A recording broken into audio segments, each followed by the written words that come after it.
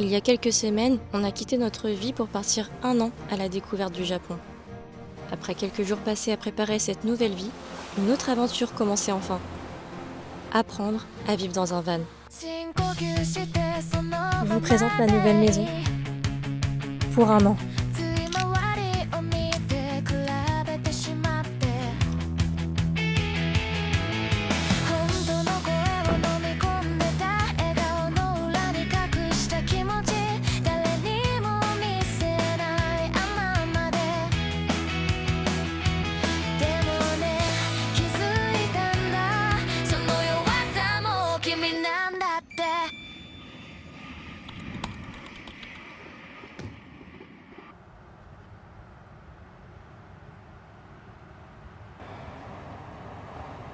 Premier vrai réveil dans le van. Je vous avoue que la nuit était un peu difficile, il faisait frais, etc. J'ai eu du mal à m'endormir. Mais ça fait vraiment plaisir. Anne nous a donné un spot hyper cool. On est vraiment en face de la mer. On a limite les pieds dans le sable. Et là, se réveiller comme ça avec le lever du soleil, les gens qui surfent juste en face, c'est trop stylé.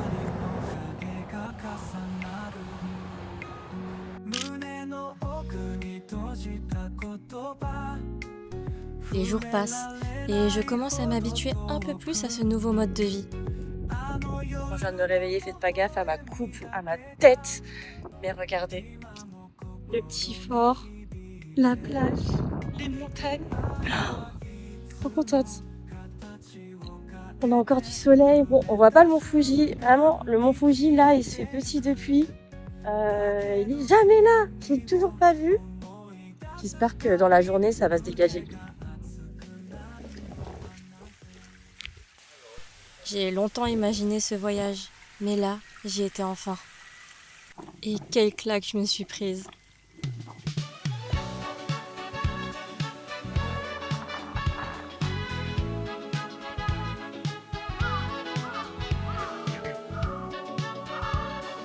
Ça faisait déjà quelques jours que le ciel était voilé, recouvrant la montagne sacrée d'un manteau de nuages. Mais cette fois-ci, on lève la tête et légèrement, la pointe du mont Fuji se dévoile. Il m'en faut peu, mais je suis déjà très heureuse d'entrevoir ne serait-ce qu'un petit bout de ce volcan.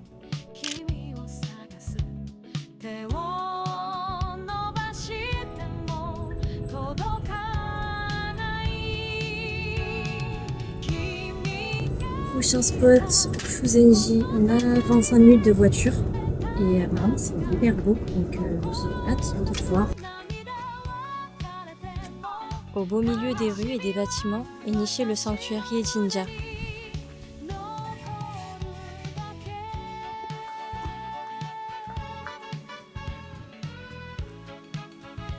Puis on continue de se promener et de se perdre dans la ville. Devant nous, en hauteur, se dresse le temple Shuzenji.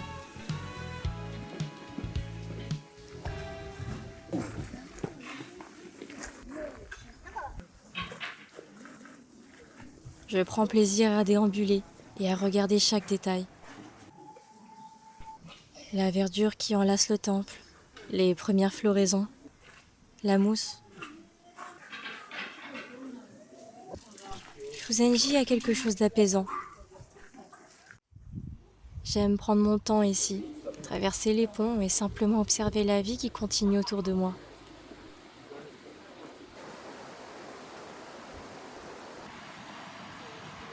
Il y a aussi pas mal de boutiques d'artisans. J'ai envie de tout acheter là. Et malheureusement on peut pas acheter comme on est en van. Mais je vous jure c'est trop mignon. En pleine balade, un petit café m'interpelle. Et pour la première fois, je vois qu'il y a une glace au wasabi. Je me sens comme obligée d'y goûter. Ah, c'est trop marrant. Il y a vraiment le goût du wasabi. Mais c'est pas trop fort. Et c'est super bon. C'est wasabi un peu mélangé avec du lait, je pense. C'est rafraîchissant. J'aime bien, j'aime bien.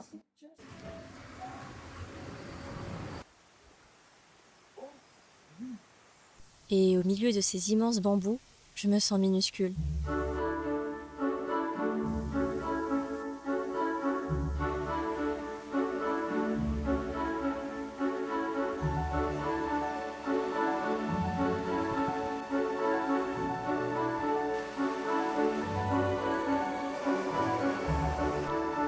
côté génial en van, c'est qu'on a la liberté d'aller où on veut, quand on veut. Avec l'espoir d'enfin apercevoir le mont Fuji, on se rend au lac Yamanaka. Il y avait les fameux signes au bord du lac, mais le passage est payant. On s'est donc rabattu dans un endroit plus calme, sans signe, mais qui est tout de même très beau. Toujours pas de mont Fuji aujourd'hui. C'est complètement recouvert par les nuages. Vous voyez pas le vent là, mais il y a un vent qui est glacial. Et je vous avoue que pour dormir dans la voiture, le soir ça va, mais le matin il fait tellement froid que c'est dur de se réveiller. On se réveille, on est congelé. Ouais, nos attentes ne matchent pas tout le temps la réalité. On est censé le voir ici, mais le ciel est complètement voilé. Depuis notre arrivée, le mont Fuji joue à cache-cache avec nous. En espérant le voir plus tard, on se rend à un sanctuaire qui est tout proche d'ici.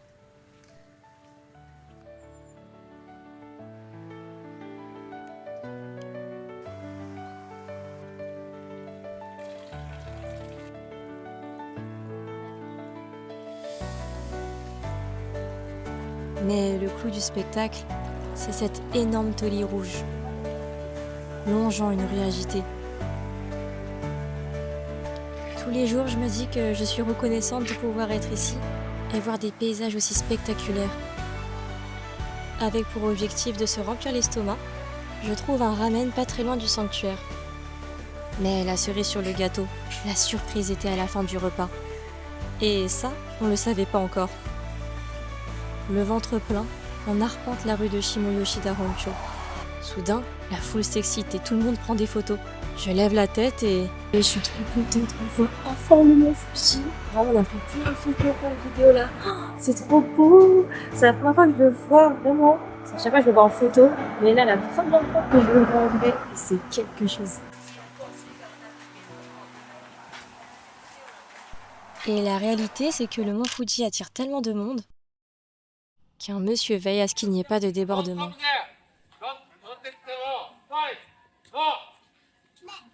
Regardez comment la foule se rapatrie sur les côtés. On a commencé à marcher un peu plus loin pour ne plus être seulement qu'en tête à tête avec Fuji-san. Il était partout, comme s'il nous suivait. Vous voyez, un peu comme quand on est enfant et qu'on croit que la lune nous suit. Après s'être caché si longtemps, c'était la révélation. Regardez sur quoi on est tombé. Le mont Fuji derrière, l'école et tout. C'est trop beau!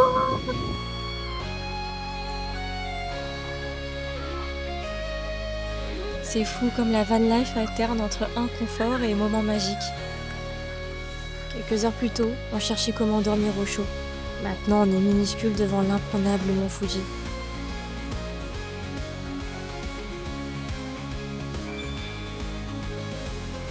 Ce petit garçon au loin jouait au foot tout seul. Alors Alex s'est joint à lui. À ce moment-là, je ne peux pas m'empêcher de me dire qu'on a de la chance. On peut profiter de chaque instant, sans se soucier vraiment de quelle heure ni quel jour il est.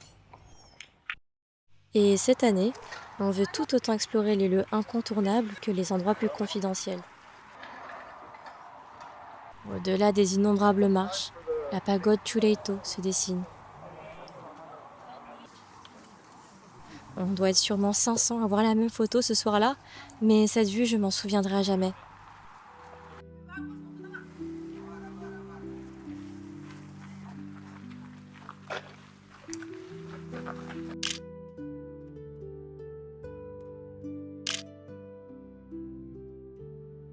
Après cette incroyable journée en compagnie de Fuji-san, on se rend à un sanctuaire qui abrite la divinité des volcans.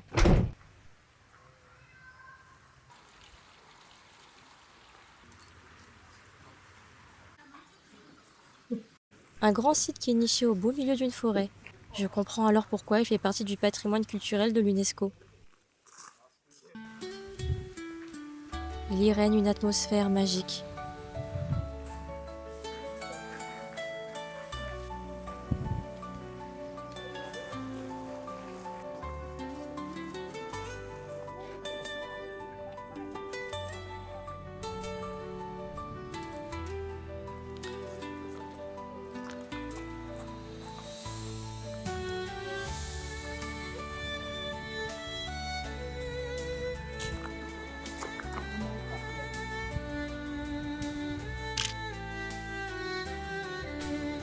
Outre les nuits difficiles, la van life, c'est aussi cette réalité.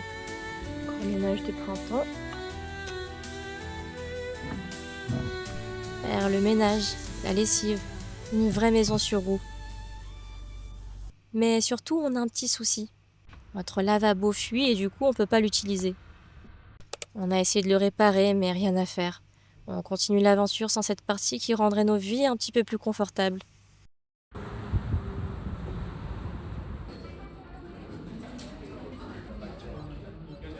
Aujourd'hui, on goûte une nouvelle spécialité, c'est le hotto.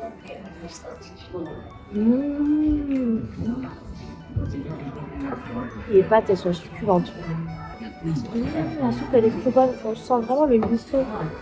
Je sais pas, il y a de la citrouille, il y a plein de choses dedans. Il y a du bambou, je crois.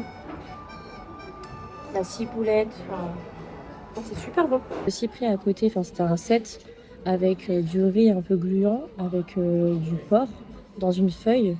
Et franchement, c'était wow, trop bon.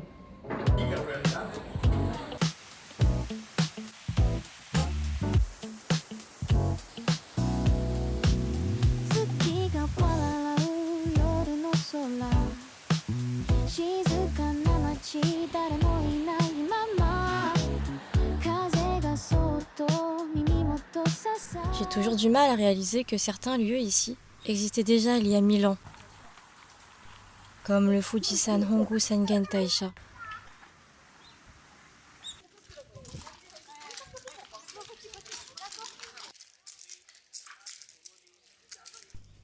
À la surprise de tous, un énorme sakura a commencé à fleurir au beau milieu du site.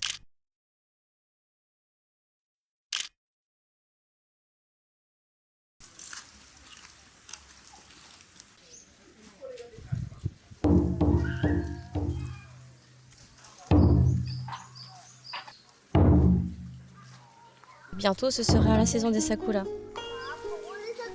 J'ai tellement hâte d'être présente pour ce spectacle que nous offre la nature.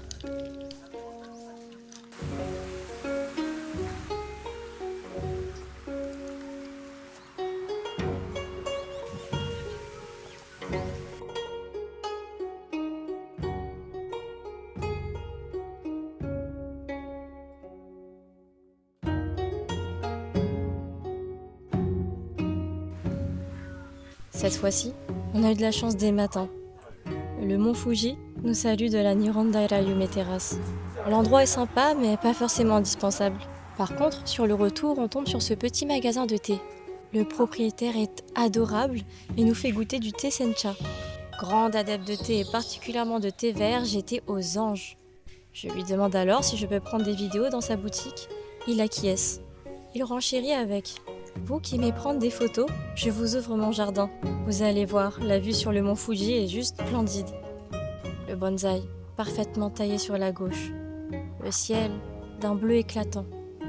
Et le mont Fuji, bien présent, mais en arrière-plan. On dirait une estampe japonaise de l'air Edo. Elle aurait pu faire partie des 37 vues d'Okusai. Arigatou gozaimasu. 本当に綺麗でした。すごい私景色です。ありがとうございます。Être en van nous pousse aussi à aller vers l'inconnu. Ça ne fait que renforcer un état d'esprit qui me plaît particulièrement. Les rencontres rendent les rêves possibles. On est dans une ville où la spécialité, c'est les fraises. Je suis trop aux anges.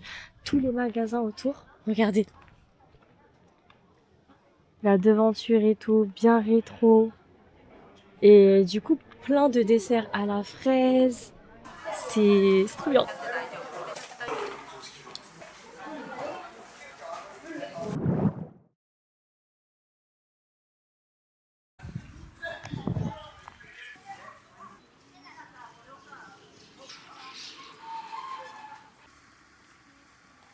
Non mais c'est trop beau ici. 1159 marches d'escalier nous attendent avant d'arriver au sanctuaire Shinto Kunozan Toshogu. Tokugawa Ieyasu, l'homme qui a unifié le Japon, a son tombeau juste ici.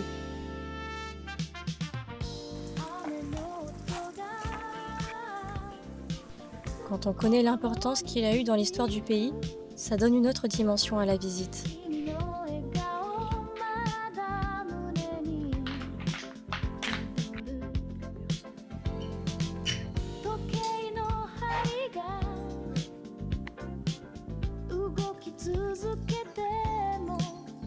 C'est incroyable parce que tous les cars sont partis et du coup on est tout seul. Littéralement on a le temple pour nous deux et c'est hyper calme, c'est trop beau. On est tout seul.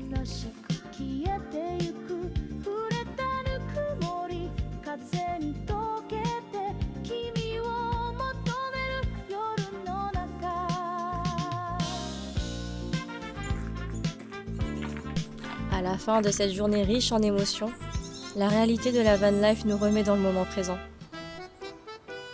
On a trouvé une douche, mais elle est sur la plage. Et là, je sais même pas il fait combien de degrés. Peut-être 3 degrés, 4 degrés, je sais pas. Il y a du vent de fou, on est à la plage.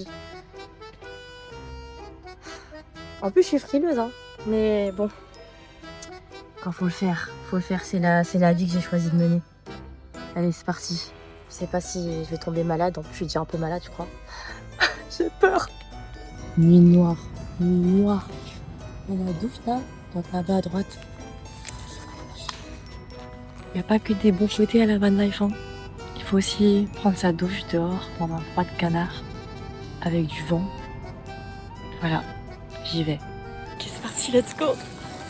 Oh, j'ai peur. La douche elle était glaciale, il n'y avait pas d'eau chaude bien sûr. Oh mon dieu, c'était horrible, là je suis glacée. Vraiment, je suis en train de trembler. Mais au moins, je suis propre. Voilà, c'est fait, on l'a fait. Il y a un début à tout.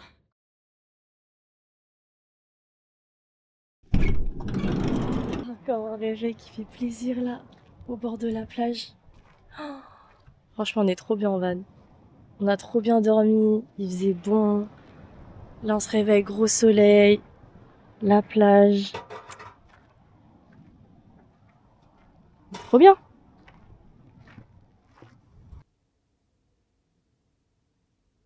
Ça réveille. Ah,はいはい。寒い寒い寒い。今ないです。でも体がいいです。まだ生活についた方が。おー。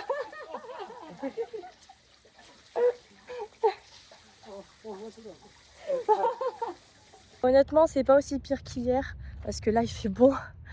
Limite, ça faisait du bien, je vous jure. Vraiment, on vit une vie de pirate. C'est ça la réalité de cette aventure. Certains soirs, on se lave sur une plage glaciale.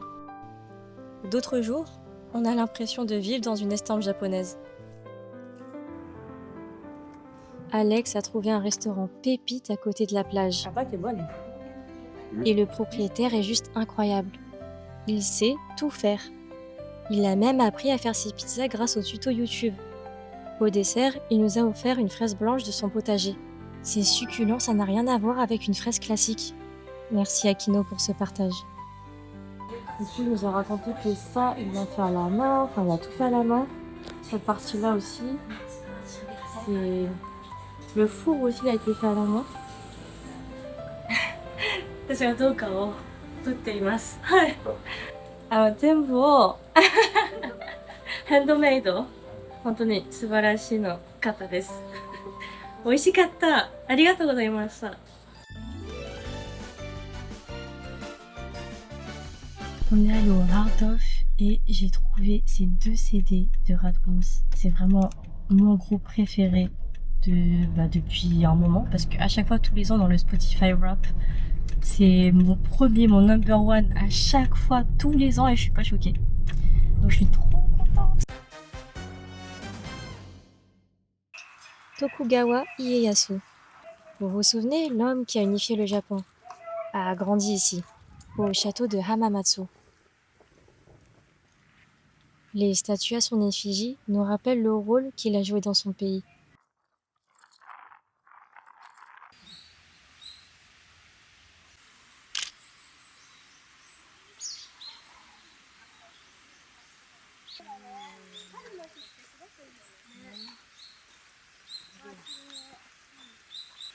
Puis, direction le temple de Ryozenji. Un temple que nous avions hâte de découvrir. Et spoiler, on n'a pas été déçus. Le jardin est sublime.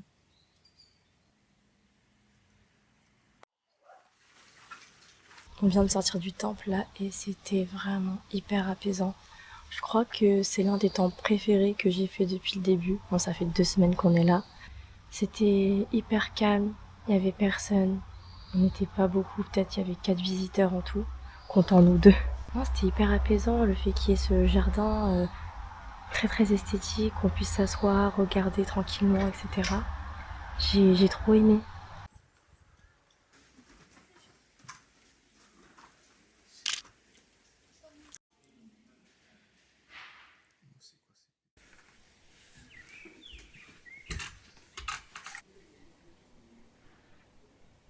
Je crois que je commençais réellement à comprendre ce qu'était la van life. Avant de partir, j'imaginais surtout les paysages, les montagnes, les temples, les cerisiers en fleurs. Et bien sûr le mont Fuji. Mais ce voyage est aussi fait de réveils difficiles, de nuits fraîches et de petites galères du quotidien.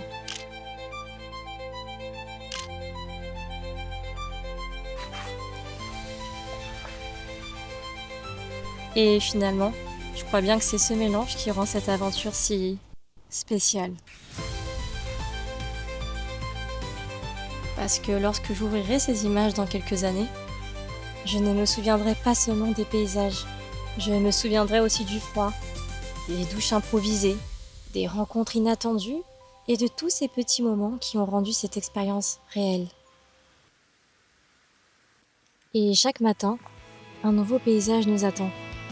Peut-être que ce tunnel ressemble un peu à ce que nous sommes en train de vivre. Derrière nous, notre ancienne vie. Devant nous, une année entière d'inconnu. Au final, l'aventure ne fait que commencer. Alors, prêt à explorer ensemble ? On se retrouve sur les routes du Japon. Oh,